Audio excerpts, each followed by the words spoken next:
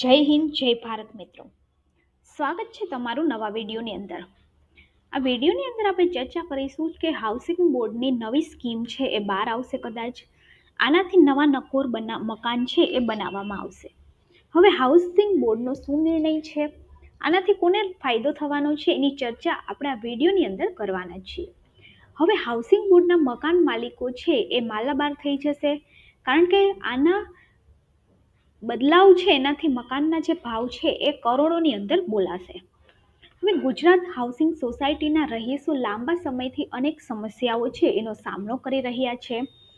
તેમની મુશ્કેલીનો અંત છે એ આવી રહ્યો નથી. એવામાં હવે હાઉસિંગ સોસાયટીના રહીશોના ફાયદાના ન્યૂઝ છે એ જલ્દીથી સામે આવી શકે છે. ગુજરાત હાઉસિંગ સોસાયટી જલ્દી જ એક નિર્ણય લેવા જઈ રહી છે કે હાઉસિંગ બોર્ડે બનાવેલા મકાનમાં રહેતા લોકો ટૂંક સમયની અંદર નવા મકાનના માલિક છે એ બની જશે. હાઉસિંગ બોર્ડની અંદર જે રહે છે એની મુશ્કેલી શું છે, તો કે ગુજરાત હાઉસિંગ બોર્ડના નાગરિકો અનેક મુશ્કેલીનો સામનો છે કરી રહ્યા છે.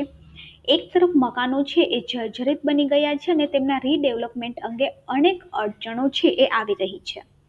હાઉસિંગ બોર્ડના જૂના મકાનોને નવા બનાવવા સરકાર દ્વારા યોજના તો લાવવામાં આવી છે, પરંતુ તેનો અમલ છે એ નથી થઈ રહ્યો.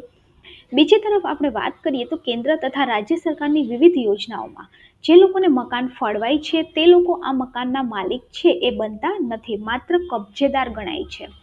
એવામાં હવે ગુજરાત હાઉસિંગ બોર્ડ દ્વારા કદાચ ટૂંક સમયની અંદર એક નિર્ણય લે એવી હિલચલ છે એ દેખાઈ રહી છે. આ ઉપરાંત આપણે વાત કરીએ તો ગુજરાત હાઉસિંગ બોર્ડ દ્વારા પોણા 2 લાખથી પણ વધારે મકાનો છે એ બનાવવામાં આવ્યા છે.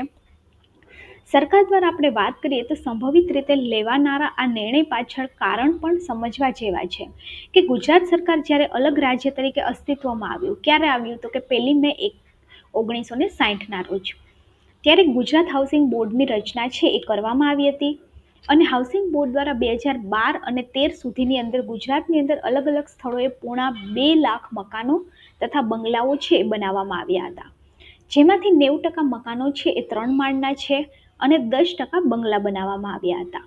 અને 2014 પછી પણ મુખ્યમંત્રી તથા પ્રધાનમંત્રી આવાસ યોજના અંતર્ગત નવા મકાનોનું બાંધકામ છે એ સમયાંતરે ચાલુ રહ્યું છે.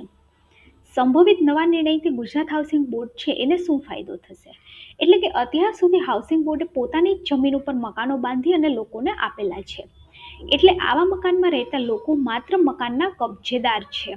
જ્યારે જમીનની માલિકી આજે પણ ગુજરાત હાઉસિંગ બોર્ડની છે, એટલે કે હાઉસિંગ બોર્ડની જમીન પર બનેલા ફ્લેટ રીડેવલપમેન્ટમાં જાય તો બિલ્ડરોએ કબજેદાર તો મકાન આપવાના થાય, એ ઉપરાંત જમીન પેટે હાઉસિંગ બોર્ડને પણ જંગી રકમ છે એ ચૂકવવી પડે.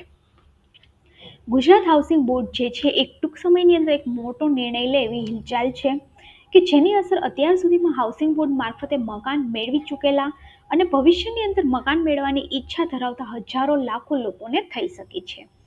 એટલે જ કે હાઉસિંગ બોર્ડ દ્વારા બનાવેલા મકાનમાં રહેતા લોકો ટૂંક સમયમાં નવા મકાનના માલિક બની જાય એવી સંભાવના સેવાઈ રહી છે.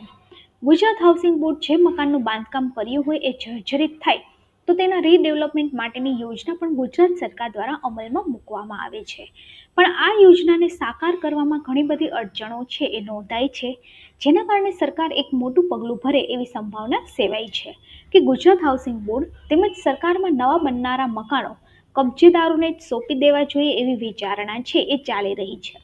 અત્યારે શું થાય છે, મકાનો બને છે પરંતુ જે જમીન છે એ એટલે કે ગુજરાત હાઉસિંગ બોર્ડના જે મકાનો બનેલા છે એની અંદર મકાનની અંદર જે રહે છે એ કબજેદાર છે, હકદાર નથી, કારણ કે જમીન જે છે એ ગુજરાત હાઉસિંગ બોર્ડની છે.